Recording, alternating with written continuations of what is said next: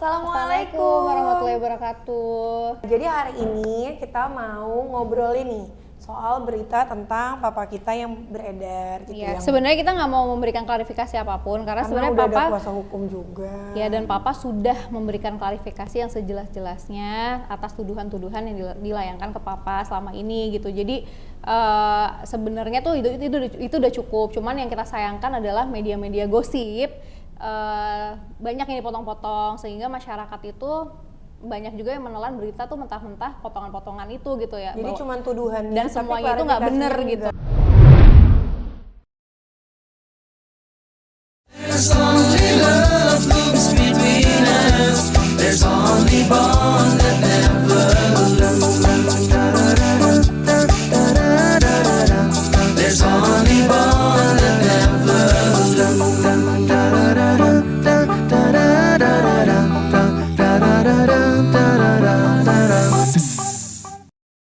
Dan semuanya itu nggak benar, sebenarnya udah dijawab sama papa ya Om ya. Iya, lewat kuasa hukum.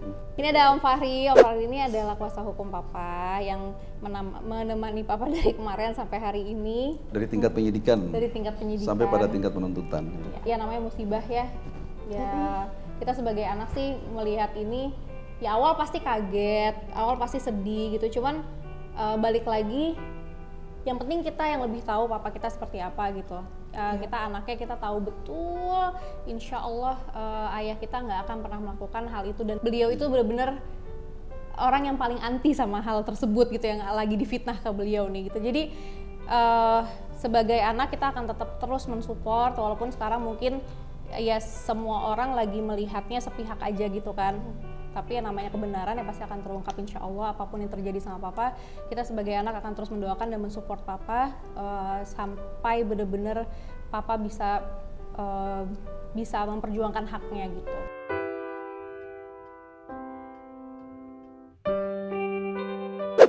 Nah hari ini mungkin kita sedikit mau ngebahas berita-berita yang muncul nih yang agak-agak kurang enak akhirnya kan, karena potongan-potongan berita itu.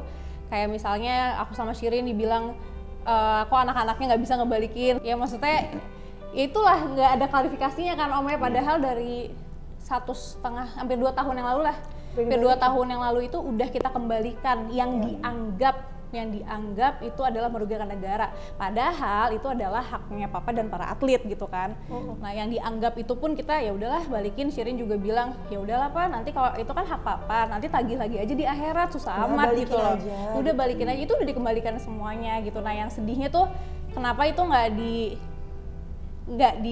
nggak dikasih tahu gitu loh ke masyarakat, kenapa terlalu sangat ditutupi, kenapa satu pihak aja beritanya sepihak banget. Itu yang bikin kita sedih, dan akhirnya ya udah deh, kayaknya hari ini kita harus klarifikasi, kita harus belain ayah kita di sini. Aku juga baru dengar sih kalau aku sengaja memang aku nggak mau baca-baca segala macam karena gini, yang namanya orang lagi difitnah itu udah ujian kita banget. Dan kalaupun orang percaya sama fitnah itu pun nanti bisa jadi fitnah itu berbalik sama mereka sendiri.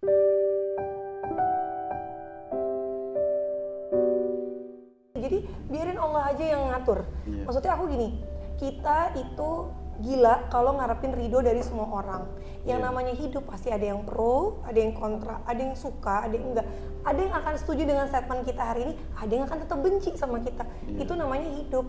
Dan kalau misalnya orang komen atau orang nyerang sesuai dengan apa tuduhannya, maksudnya mereka percaya tanpa tahu sikonnya seperti apa, mereka percaya dengan fitnahnya itu, ya mereka yang dosa. Bisa jadi fitnah itu nanti berbalik sama keluarganya mereka sendiri, karena mereka membenarkan orang lagi difitnah gitu kan, dengan kata-kata yang kotor. Jadi aku sih kayak, ya sebenarnya kita nggak pernah kepikiran untuk klarifikasi atau apapun, karena menurut aku ini masalah hukum, kita juga nggak mau salah.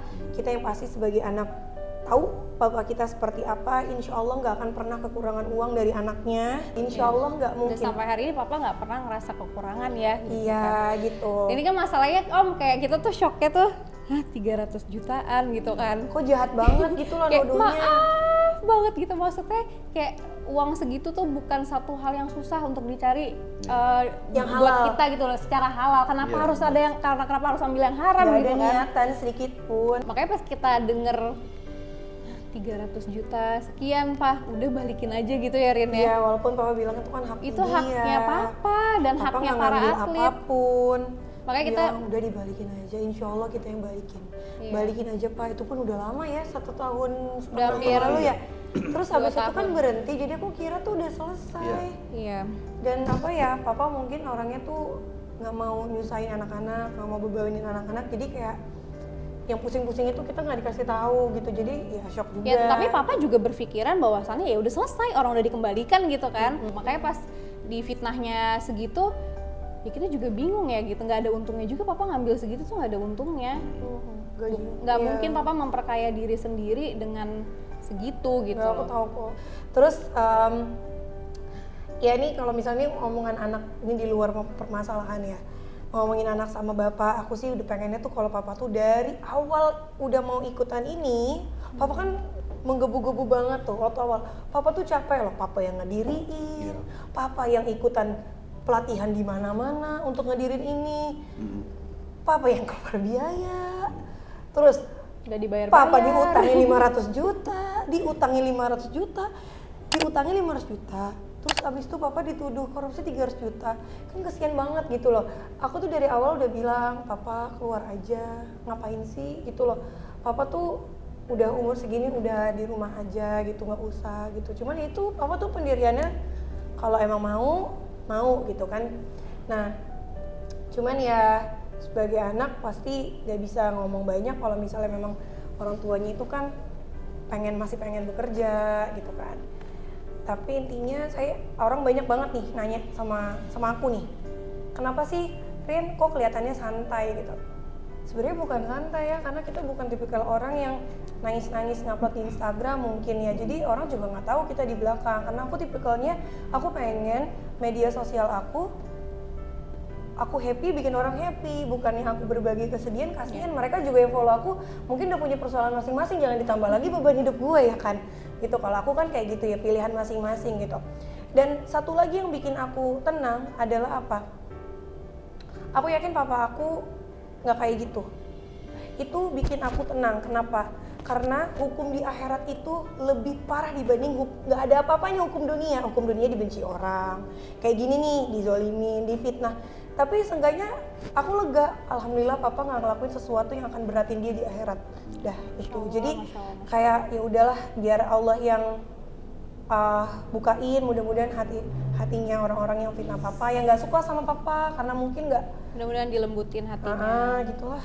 Jadi problem yang dihadapi oleh Pak Mark saat ini, yang pertama beliau itu sangat menghargai proses yang saat ini terjadi ya. Proses hukum yang sekarang ini sedang berjalan, hukum negara dalam hal ini tentunya. Beliau orangnya sangat kooperatif dan mempercayakan segala sesuatu kepada kepada kekuasaan kehakiman, karena saat ini sudah di pengadilan. Yang kedua, beliau meyakini sungguh bahwa nanti kebenaran sesungguhnya itu akan muncul. Kita berharap nanti dalam proses persidangan nantinya hakim akan menemukan kebenaran yang sesungguhnya dari problem yang dihadapi oleh Pak Mark saat ini. Saya secara pribadi sebagai lawyer Pak Mark ya, saya tetap meyakini bahwa Pak Mark itu memang adalah orang yang korban.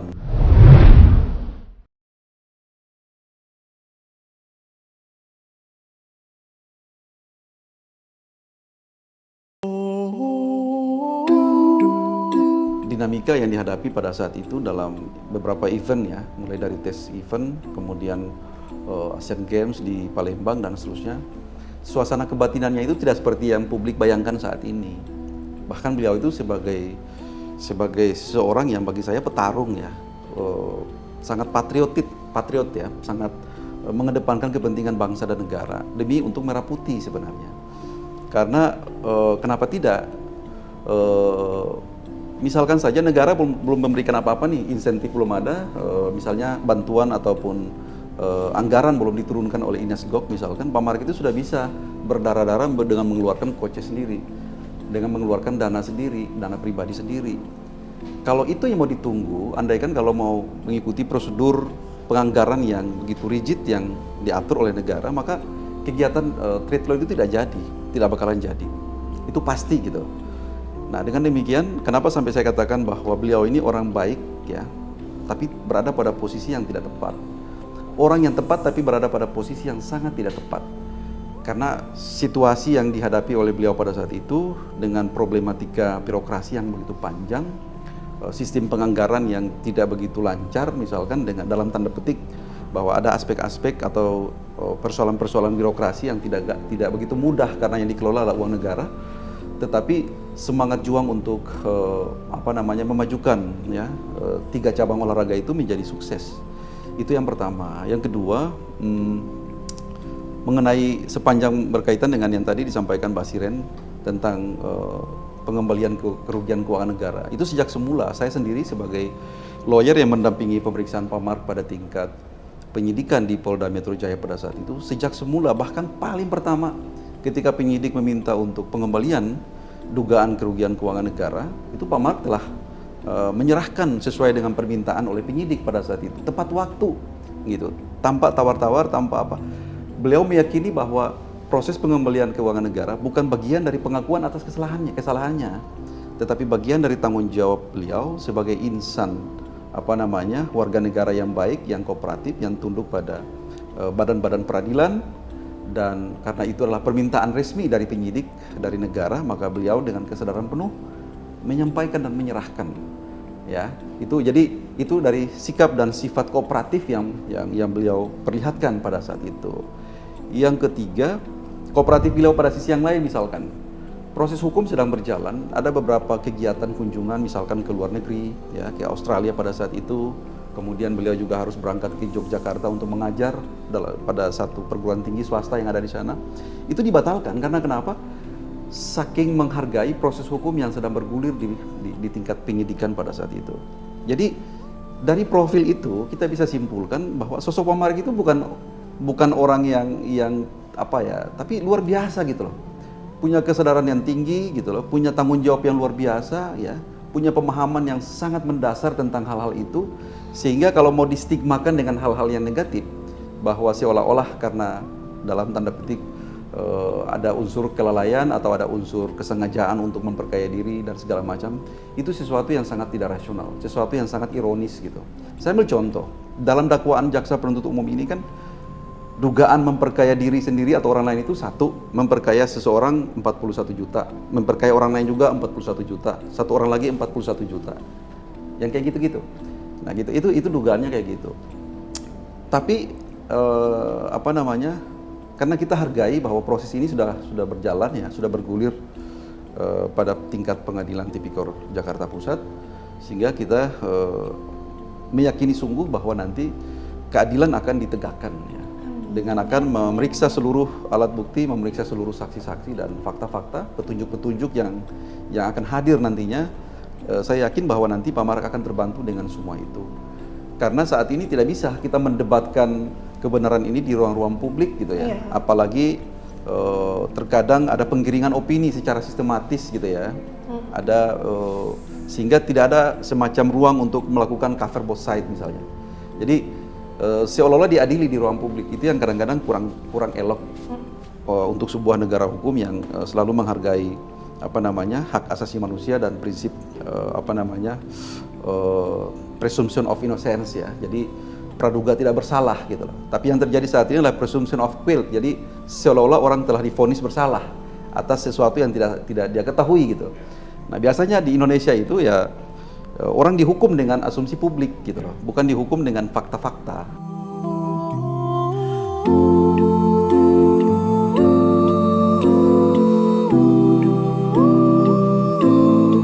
Nah, ini yang tidak boleh mestinya. Jadi jangan sampai mengarah pada karakter asasianasi ya, pembunuhan karakter dan segala macam. Ya. Saya kira itu. Jadi headline-nya apa? Oh, berarti dia udah bener kayak gitu, salah gitu kan? Kalau di sini tuh gitu sedihnya ya. Sebenarnya setelah masalah ini ya gitu, Masya Allah banget gitu, Papa juga dapat, selain memang ada oknum-oknum tertentu yang memang dari dulu benci banget sama Papa gitu kan ya, istilahnya nggak luwes gitu Papa. Nah, tapi banyak juga Masya Allahnya yang support Papa gitu, orang-orang yang memang terlibat hari itu, yang ikut menyemarakan triathlon gitu, yang melihat perjuangannya Papa dari nol gitu, itu juga Masya Allah banget. Sedih dan kaget gitu pas dengar berita ini dan yakin gitu. Itu yang menguatkan kita juga sih gitu. Mereka bilang ya maksudnya ya insya Allah nanti akan kebukti sendiri gitu. Selain orang-orang penting yang memang waktu itu ikutan punya andil lah gitu di triathlon juga, ada juga teman-teman papa banyak banget yang kasih support gitu, yang pas dengar berita ini, Mang Sungkar korupsi, bukannya dia paling kaku ya, kayak nggak bisa ya gitu. Papa tuh, iya, dan dia tuh papa tuh masya Allah tuh speak up orangnya. Itu yang suka kita bilang, Pak hati-hati, papa boleh nggak suka sama orang-orang seperti itu, nggak usah ikutan, bagus kita support sebagai anak, tapi jangan speak up. Kita nggak bisa semuanya kita buat orang ini bukan film, ini bukan film yang kita saat kita speak up atas ada yang kita nggak suka gitu, orang nggak nyimpen sakit hati gitu loh. Ini akhirnya banyak yang sakit hati sama papa. Karena dia nggak suka ada sesuatu yang nyeleweng gitu loh, maksudnya gitu kan. Nggak suka ada sesuatu yang nggak benar, nggak suka ada korupsi, nggak suka ada kayak gitu-gitu. Makanya dia dibencinya bingit gitu. Ya istilahnya ada ini ya cincai lah tambah segini gitu. Itu apa nggak bisa. Jadi selama proses pendampingan beliau ya pada tingkat penyidikan dan seterusnya, beliau itu saya memang sangat istiqomah ya dalam soal-soal seperti itu. Tidak mau ada kompromi dengan hal-hal yang jelek atau hal-hal yang bisa dalam tanda petik ada take and give atau apa segala macam, itu nggak boleh.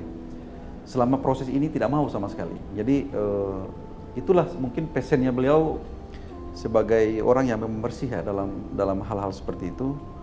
Apalagi kalau kita mau kasih stigma tersangkut dengan persoalan korupsi ini kan sesuatu yang sedikit ironis lah. Saya kira semuanya bisa terbukti nantinya, semuanya akan dibuktikan dalam persidangan. Dan saya meyakini sungguh bahwa memang Pak Mark tidak terlibat sama sekali, dan insya Allah semua sangkaan dan dakwaan itu bisa tidak terbukti. Amin, mudah-mudahan ya Allah. Adil gitu ya. Kita sih berharapnya papa juga berharapnya malah persidangan ini kalau bisa ditampilin online gitu, maksudnya biarkan semua masyarakat bisa nonton gitu. Jadi ya benar-benar ya biar semuanya terang benderang kebukti semuanya gitu. Pengennya sih papa gitu, mudah-mudahan bisa seperti itu ya nanti. Ya doain aja mudah-mudahan masalah ini bisa cepat selesai, papa bisa diadili seadil-adilnya, sesuai dengan apa adanya, nggak ada embel-embel yang akhirnya membuat yang benar jadi salah atau yang salah jadi benar. Tapi balik lagi yang namanya ujian ya, aku yakin banget aku udah pernah merasakan yang namanya indahnya di fitnah tuh, masya Allah banget gitu. Setelah masalah selesai itu, wah masya Allah hadiah dari Allah tuh bener-bener indah banget. Makanya aku bilang sama papa gitu, sabar ya Pak, kalaupun nanti papa nggak merasakan hadiahnya di dunia, insya Allah ini karena Allah saking sayangnya sama papa orang baik, papa orang paling jujur yang pernah Kia lihat dan Kia belajar dari kecil, yang papa tanamkan selalu ke anak-anak papa. Insya Allah setidaknya papa akan merasakan itu nanti di akhirat, dosa-dosa papa insya Allah mau dihapusin semuanya. Ada yang orang tuanya diuji sakit, anak-anaknya sedih, diuji bapaknya sebelum meninggal sakit atau segala macam. Nah sekarang harus ngeluarin biaya besar gitu kan. Nah sekarang kebetulan ayah kita ya diujinya dengan difitnah seperti ini. Ya gimana ya Dek ya? Ya itulah hidup.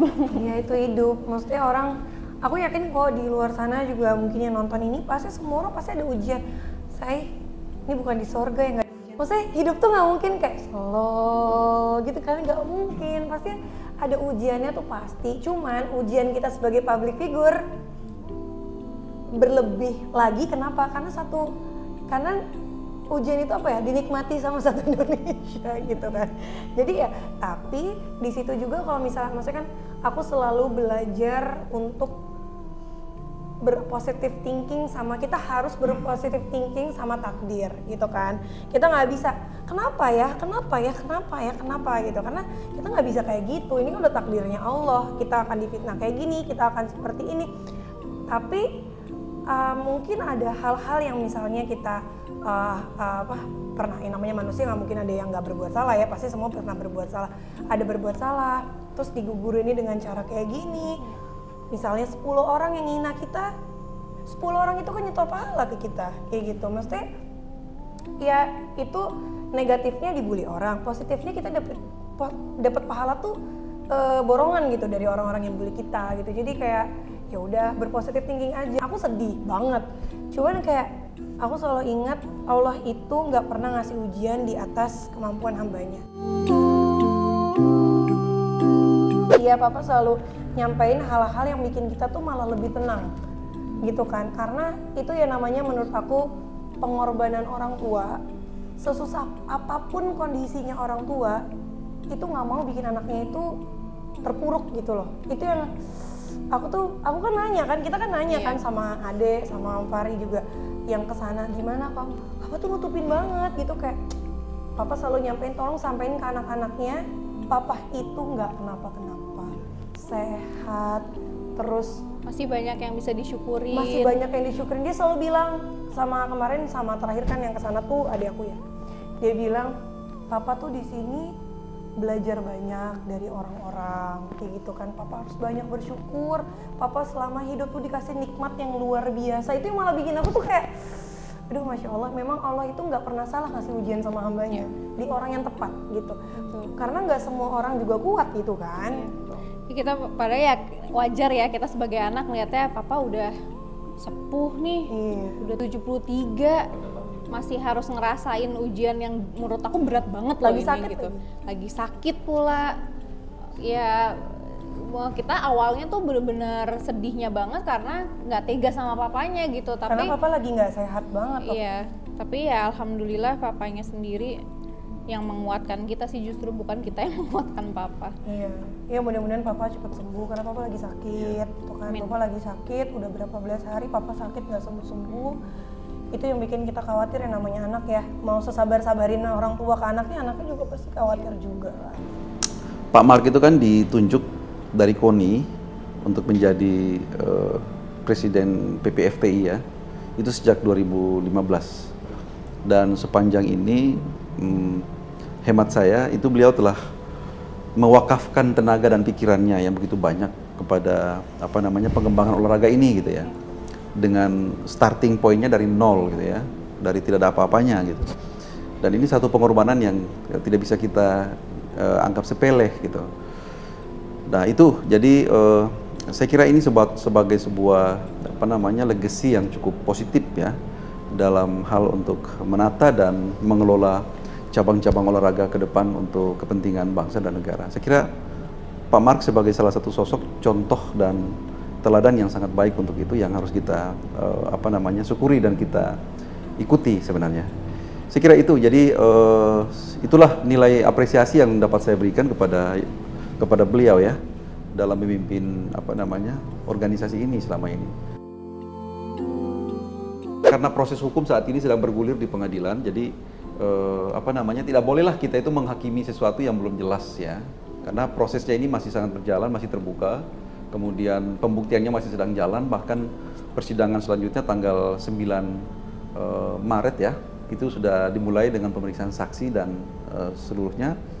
Sehingga jangan kita mendahului proses hukum yang sedang berjalan, karena kita percayakan segala sesuatunya kepada proses hukum, kepada proses peradilan di Pengadilan Tipikor Jakarta Pusat. Dan jangan kita mendahului apa yang nantinya diputuskan oleh pengadilan. Sebagai satu kesimpulan sikap dan pandangan, saya meyakini bahwa Pak Mark itu sama sekali tidak terlibat dan tidak terbukti dalam perkara yang dituduhkan yang melakukan tindak pidana korupsi. Dan akan kita buktikan dan kita optimal untuk itu. Jadi kami tim kuasa hukum nantinya akan bekerja ekstra untuk itu, akan menyusun pembelaan dan pledoi yang sebaik-baiknya untuk kepentingan hukum dan keadilan bagi Pak Mark. Kita ingin memastikan bahwa Pak Mark mendapatkan keadilan dalam proses ini, sehingga beliau juga nantinya akan bisa puas menerima sebagai sesuatu yang yang fair gitu, tanpa adanya tekanan ataupun tanpa adanya dalam tanda petik hal-hal yang sifatnya tidak berpihak kepada keadilan, kira-kira seperti itu. Saya kira mungkin itu yang bisa saya bagi. Ya mudah-mudahan setelah klarifikasi ini yang aku harapkan, mudah-mudahan masyarakat bisa lebih bijak lagi dalam menanggapi berita yang masih simpang siur gitu. Media jangan Tidak potong-potong. tidak langsung menjudge sabar dulu gitu. Tapi aku kan kemarin juga begitu, tapi kan ujung-ujungnya baru ini gitu kan, baru kebukti. Jangan potong-potong, jangan gedor-gedor pintu rumah. Sedih deh gue. Iya, mengecewakan sih, maksudnya sedih gitu sama media beberapa media ya. Beberapa masih yang masya Allah baik gitu, tapi beberapa yang adabnya kurang bisa diterima sama digedor-gedor rumah Syirin. Kan ada ada anak-anak. mertua. Ada di sana, datang sana. Ada digedor-gedor. Ba wawancara, ada mertua di rumah.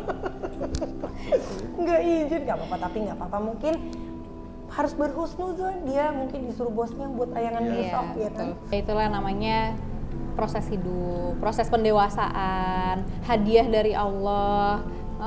Semakin tinggi ujiannya, pasti insya Allah nanti hadiahnya semakin besar lagi. Amin. Kan karena aku udah pernah melewati yang lumayan berat juga ya menurut aku kemarin gitu. Tapi wah, hadiah dari Allah tuh masya Allah banget. Iya. Hadiahnya ini, hadiah itu, aduh pokoknya banyak banget yang nggak bisa disebutin dengan kata-kata. Jadi aku kenapa pas menghadapi masalah papa ini, ujian ini, aku lebih bisa lebih bisa ikhlas gitu, karena memang ya aku yakin sama janji Allah, dan Allah nggak akan pernah mengecewakan hambanya gitu. Itu aja sih. Allah tidak akan pernah zalim sama hambanya. Betul. Oke, Oke, terima kasih banyak Assalamualaikum. semuanya. Makasih ya Om ya untuk malam ini. Terima kasih. Assalamualaikum warahmatullahi wabarakatuh. Waalaikumsalam.